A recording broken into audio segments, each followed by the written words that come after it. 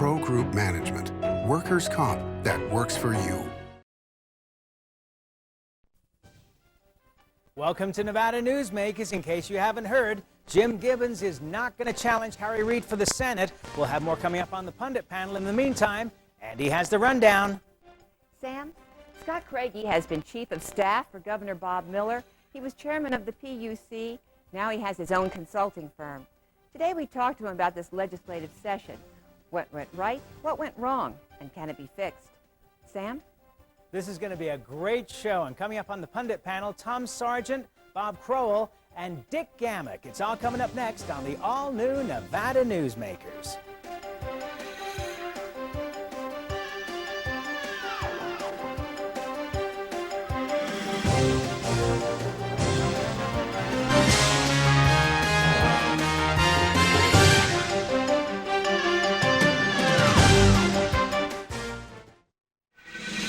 Nevada Newsmakers, brought to you in part by Charter Communication.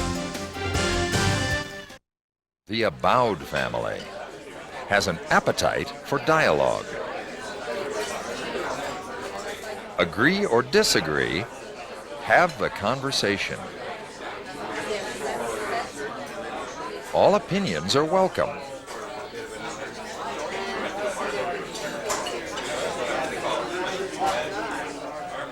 Since 1977, Adele's.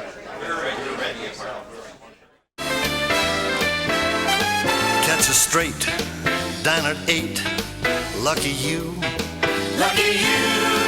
Dance till 1. Have some fun. Lucky you. Lucky you. Taste the shrimp. Have a sip. Try the pool. Play it cool.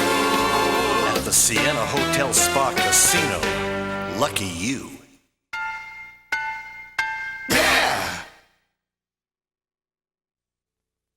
The biggest risk your company can take. Well, Barbara, you did very well on your interview. Hiring employees can help your business get to the next level. And your resume looks outstanding. And it can also expose you to corporate crimes and costly lawsuits that can bring your company to its knees. So, we'd like to offer you a position. Before you hire another employee, hire the professionals at Employer Links. Call today to get our free CD-ROM, the top 8 risks of hiring employees. If you own a business and want to maximize your company's potential, join the Retail Association of Nevada. Our membership benefits include the Nevada Retail Network Self-Insured Group, providing workers' compensation coverage that can lower your rates. That savings can go directly to your bottom line. We are an effective pro-business organization that lobbies on behalf of our business members. The Retail Association of Nevada, protecting Nevada businesses for 35 years. Call 882-1700 to see what we can do for your organization. This is Nevada Newsmakers with Sam Shad, political analyst Ande Engleman on No Holds Barred Political Forum. Now, from the News 4 Broadcast Center, here's Sam Shad. And back on Nevada Newsmakers, a terrific show on tap for you today. Scott Craigie joins us for a couple of segments. And the topic is the system broke or did it work perfectly? Scott, welcome to the program. How you doing? We're doing fabulous. You've put together a whole series of things for us here. Well, you know, one of the interesting things about what's coming up is that this election, because of what we just went through, is going to be one of the most remarkable election cycles we've ever been through. Obviously, we have had churn in the past where we've had huge turnover, but this election, if history holds, will produce a huge freshman class, probably one of the largest turnovers we've seen in a long time. It is likely, if history is any guide, that there will be a change in leadership in at least one house. We could see the Assembly go Republican. Or the Senate go Democrat, either one. It's possible. There will be such a large turnover, it's hard to predict where the changes will be. In elections from 84 to 94, that's 6 elections, there were 5 of those elections where the House turned over. Now that was a period of time when there were a significant number of controversial items, including tax and spend issues, the 300% pension increase, SIS reform. In that time, in the 1990 election, there were 23 freshmen that were elected. And the interesting thing about that is that of the 23, now that's over a third of the legislature. Right. But of that 23, 13 did not return for a second term. Many of them quit. One guy quit right in the middle of his Senate Well, camp- as I his recall, though, Senate there were tour. about 4 of them that quit because they ended up having affairs with lobbyists and their marriages fell apart. Well, they- and there was some of that Institutional knowledge. Yes, Yeah, right. but there were a number of them that just couldn't win re-election. They also supported some taxes during We've that seen cycle. some fatigue already on this program of legislators who have Yeah. come onto the program after the session and have said we just don't know, and then have confided to us after the program they really don't feel that they'll be coming Yep, back. and you and I have talked about, don't be surprised to see a lot of people pull out of this election cycle, incumbents. Okay, couple of things here to bear in mind. One is we have approximately 72,000 people a year moving to Las Vegas. Right. Okay, how does this come into play? And also, B, for those that do choose to run for re-election, how much organization is there going to be to throw them out that will actually be effective? Well, first of all, there will be a huge level of anger as we go through this cycle. It's unfortunate, but it happens in Nevada politics. And it'll be a campaign this year of incumbents versus non-incumbents more than it'll be Democrats versus Republicans. And again, if history holds. And that will be a major impact. Another major impact is the fact that there's a smaller and smaller percentage of people that actually turn out to vote. And the decision today for Gibbons not running against Reed, I think that pattern will follow. There will be a much smaller voter turnout without a top ticket But part of fight. that, I believe, Scott, is because of all the new people moving here. People move here, Sam, and they're not really interested in what's going on in Nevada, at least not for a year or two. They may register to vote because they're told to by the Department of Motor Vehicles, but they don't really turn out and vote unless it's for president. They don't follow the rest of the races. I They don't get involved. disagree with you. You know, I have several friends that are recent movers to Nevada, and they have said, they have surprised me. They've said that they felt that their taxes were too low. They didn't mind their taxes going towards things like education. And they are interested in what's going on in the They can't believe what they're seeing in politics, but they certainly have an interest level in it. And I think just the response to this program itself has been phenomenal in terms of ordinary people being interested in what's going Sam, on. Northern Nevada is different than Southern Nevada. In what way? Well, first of all, it's so much larger, and it's easier to get swallowed up and feel like there's no one for you to identify And Southern with. Nevada has a much higher percentage of people that have moved in. Many of them who moved in with a huge amount of money to retire and trying to avoid having big government swallow up what they brought here. Property taxes in Southern Nevada are going through the roof because, of course, property values have gone up, plus all of the other taxes. A lot of the negative reaction, a lot of the anger among voters shows much more deeply in Southern Nevada than in Northern Nevada. Can I ask you a question? You know, You can. In my house, the property values have gone up, and I don't feel badly that I'm paying a little bit higher property taxes because of that, because I'm enjoying a higher value in my home. All right, Am I the only one that way? But in Southern Nevada, some of these houses tripled. We're talking about tripling in value. We're talking about in some cases where property taxes went from $600 a year to $2,000 a year. Many people moved here to escape property taxes. Plus, the people that have been here for generations are not used to having property taxes at this level. Back when we did Question 6, which was the son of Prop 13 in California, where they limited property taxes in California to 1% of assessed valuation, people voted to stop that because they didn't see property taxes as a real threat to them. Now, of course, there's talk about bringing Question 6 back and running that again. Property taxes have become a major issue in Southern Nevada. Okay, let's take a break. We'll come right back on Nevada Newsmakers with Scott Craigie. Interest rates remain at all-time historic lows. Now's a great time to purchase or refinance in the Northern Nevada area. Hi, I'm Valerie Hedlund, Operations Manager of CTX Mortgage. We pride ourselves in giving face-to-face service, local processing, local underwriting, immediate loan approvals in a private and professional office setting. We at CTX choose to do business differently. This is our local team of processors and operations staff that are dedicated to providing you the highest level of service. Please call any of the loan officers on our CTX team. Would you like to savor a Trento pork chop? Or maybe pasta rags with grilled chicken? Hugo's Tuscan Grill at DeAndrea is a celebration of color, flavor, and freshness. Each dish is created from natural, wholesome foods that is delicious and nutritious. Hugo's is a comfortable restaurant with breathtaking city views. If you enjoy great food and good company, visit us here at Hugo's. It's the best that dining can be. 2900 South DeAndrea Parkway in Sparks. Welcome to Sushi Club, best sushi in town. The Sushi Club in Independence Square used the best quality products. The sushi is dynamite, and the service is just wonderful. The Sushi Club is bigger and better. We have 11 sushi chefs on staff, and the service is great. All your friends will tell you that Sushi Club is the best place for the best sushi. Come join us for lunch or dinner. The Sushi Club, 294 East Moana Lane in the Independence Square. Now that's great sushi. If you love good food and you like good wine and all in a beautiful setting, we've got the perfect evening for you. The Event Center at Red Hawk, Michael Mondavi Wine Dinner, Chef Ken and his fabulous food, 4 courses paired with Michael Mondavi wines. It's going to be fantastic. Oh, it sounds perfect, Al. It's all coming up on September 18th right here at Red Hawk. Make sure you call early to get your reservation in. It's going to be an evening not to be missed. And now, back to Nevada Newsmakers with Sam Shad and Ande Engleman.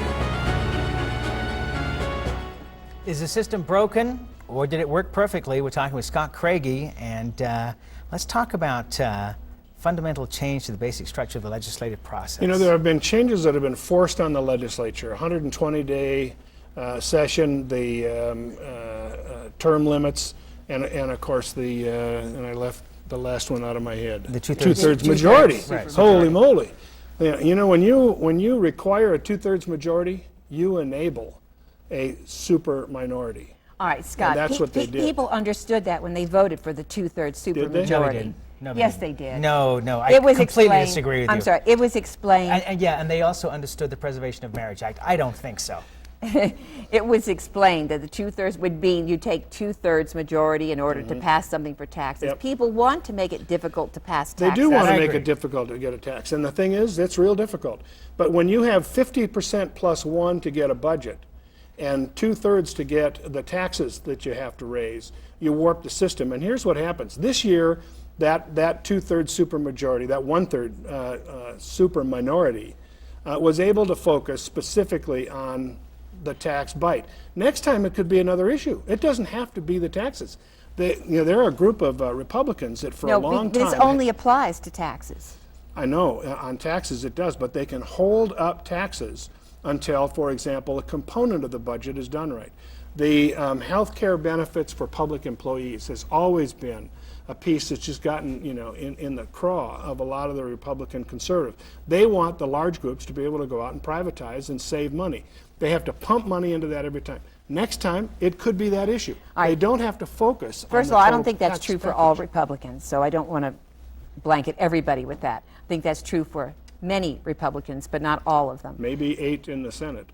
And, well, that's enough, right? That's the minority. And consequently, I disagree with you on this. I think they haven't changed anything from the 120-day session other than having the governor call them into special session and set the agenda, okay?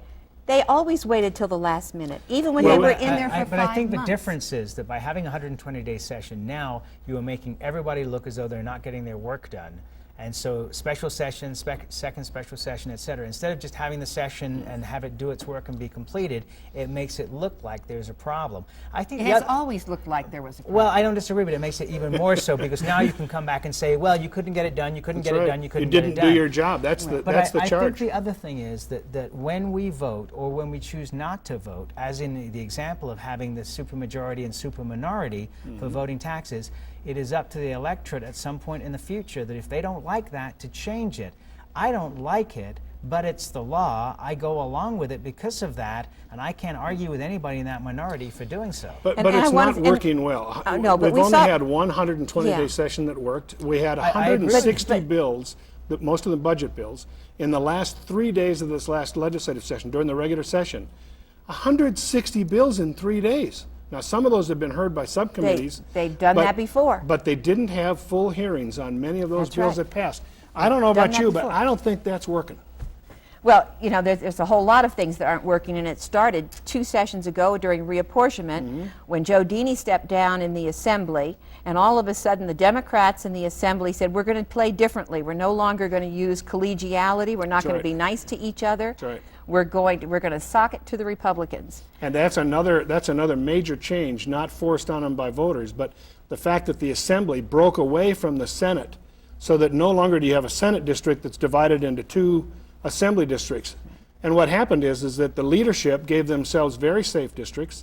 Many of the long-serving legislators got very safe districts, and it empowers them to become even more fixed in their position and more radical, thus making stunts like the Mean 15 or whatever you want to call them but is this, more possible. But is this merely cyclical? Is this one of the things where we're seeing the pendulum swing in one direction, and that down the road, when the public sees that they don't like it, or if they choose to see that they don't like it, that they will eventually vote to change it? It's possible. It's a failure of leadership. The problem is that you have now 3 of these constructs that have been approved by voters that are going to take a long time to change, and they're fixed. They're in place. You can't go to the legislature and fix those. You've got to go back to the voters. The other piece where you've got reapportionment and some of the things that have been done in the legislative building, it's possible to break free of those. But nobody can change the shrinking percentage of voters that are turning out. And we're turning more and more power I disagree. over to a smaller number. No, I disagree. I'm talking about in terms of the legislature or an initiative petition. Right, but that's got to be done with an attitudinal change. Yeah, but and exactly. And once again, it comes back to my favorite theme: marketing. I mean, we have to market to the public that it is in their best interest to follow the issues and vote. I mean, that's the bottom line. And if they don't choose to do that, then they're going to have to live with the results. We're out of time. We will always have you back. Scott Craigie. We'll be back on Nevada Newsmakers after this timeout. Before you head to Carson, take care of yourself with a visit to Tamarack Junction. Catch a hot cup of coffee and the morning news on one of our 32 TVs and enjoy the best food in South Reno. Tamarack Junction, your junction for fun. South Virginia and Amati Ranch Parkway. The Abowed family has an appetite for dialogue.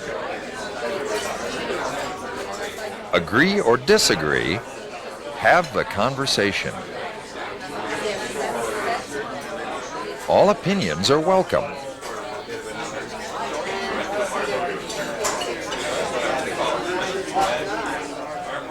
Since 1977, Adele's. Today's lesson, another reason to take the Gold Rush Club Card Challenge. With the Gold Rush Card, you really have 3 cards in one. Use your cash back. You still keep your comps and drawing tickets. Use your comps. You still keep your cash and drawing tickets. And with your drawing tickets, you could win thousands in cold hard cash every week and still keep your cash back and comps. Does your club add up? Graduate to the Gold Rush Players Club. It's the smart thing to do. The Gold Dust West, south on Keystone, east on 4th.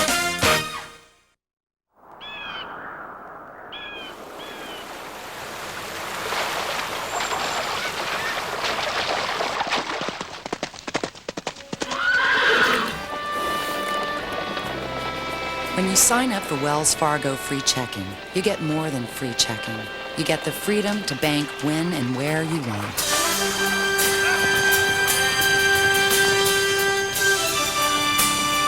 Wells Fargo, the next stage. Make your daily commute easy with breakfast or lunch at the Tamarack Junction. Enjoy daily specials, super fast service, and South Reno's freshest morning meals. Tamarack Junction, your junction for fun. South Virginia and Amati Ranch Parkway. And now, back to Nevada Newsmakers with Sam Shad and Ande Engleman. And back on Nevada Newsmakers. Always great to have Scott Craigie on the program. Oh, yes, and we'll have him back soon. Indeed. Ande, why don't you tell us the story about Jim Gibbons that broke this morning? All right, Jim Gibbons has decided to not run against Harry Reid for the United States Senate. Instead, he's running for re-election to his seat in the House of Representatives. Along with that, the reason why he's holding 2 press conferences is because he wants to really give a shove to his initiative petition for education first. There's 2 reasons involved. One is he believes it's better for Nevada to have somebody with Senator Reid's seniority in the Senate and his seniority in the House. And the second reason is that basically he wants to really push this initiative petition on funding education first at the legislature so they don't hold it hostage anymore. So just being sneaky, would this mean that this would position him very nicely with another statewide campaign, or 2 statewide campaigns going, that if he decided to run for governor in a couple of years? And that's what a whole lot of people are hoping, is that in 2006, Jim Gibbons will run for governor. Bob Crowell, what do you think? Well, I was surprised. I thought he would take a shot at running against Senator Reid.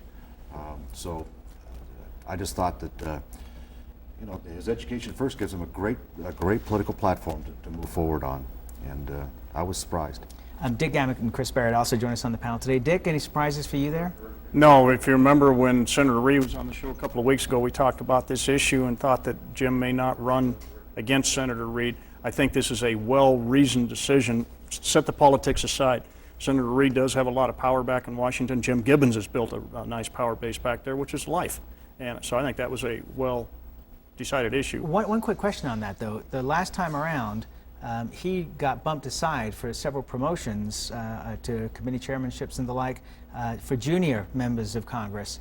Do you think that's likely to happen again, as perhaps President Bush and some of the Republican leadership get their revenge at not having somebody go after Senator Reid, who they do not like?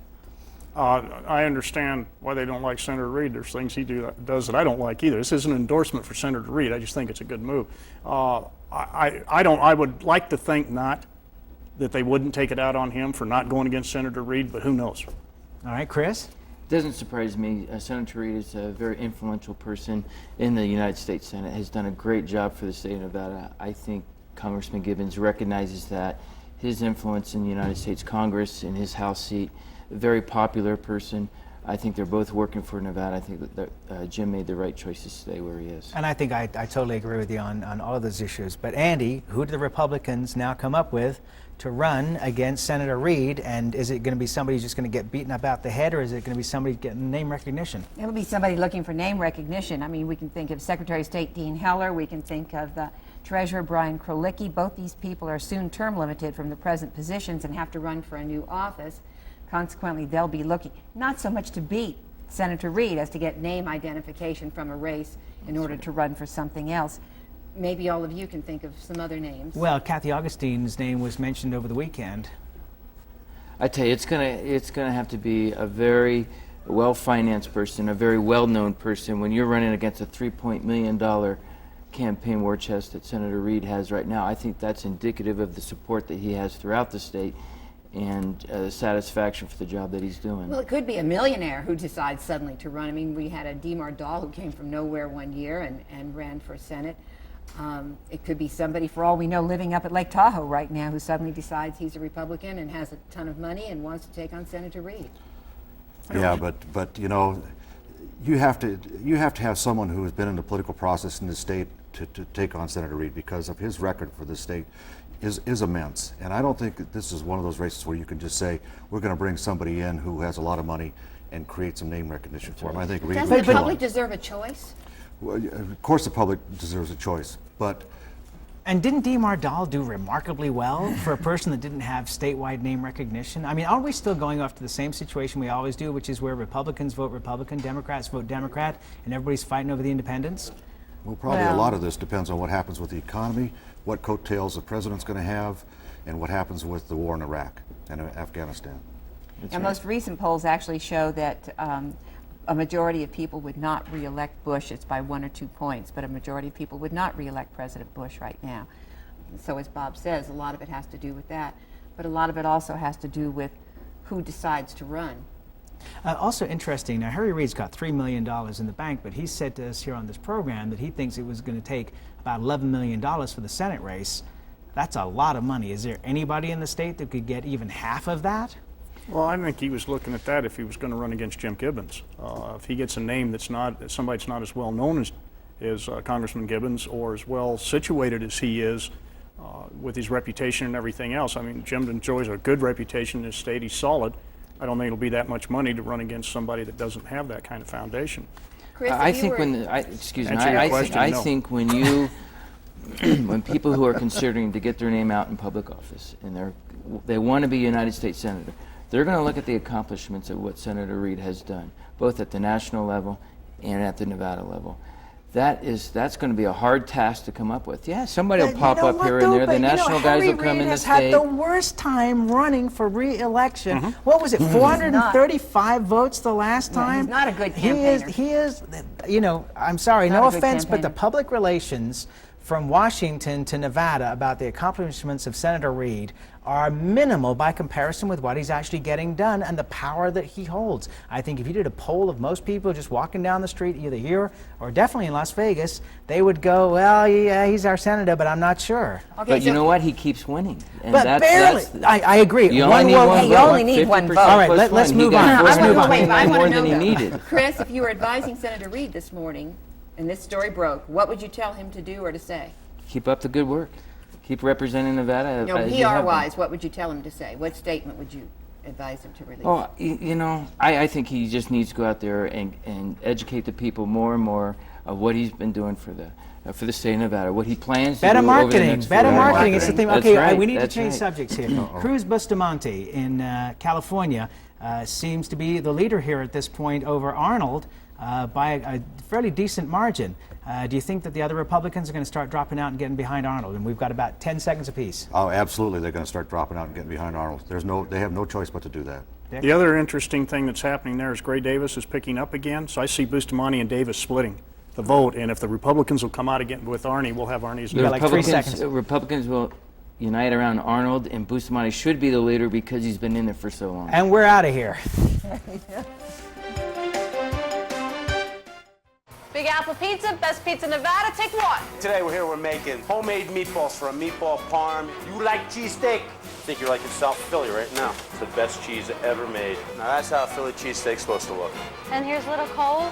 This is authentic. We'll throw some pepperoni in here. Not gonna be shy about it. Yeah, I bet you guys didn't know I could do that. Don't skimp on the toppings. Authentic as it gets. Big Apple Pizza and Subs on the corner of Bering and McCarran. A New Jersey guy knows how to make an East Coast pizza.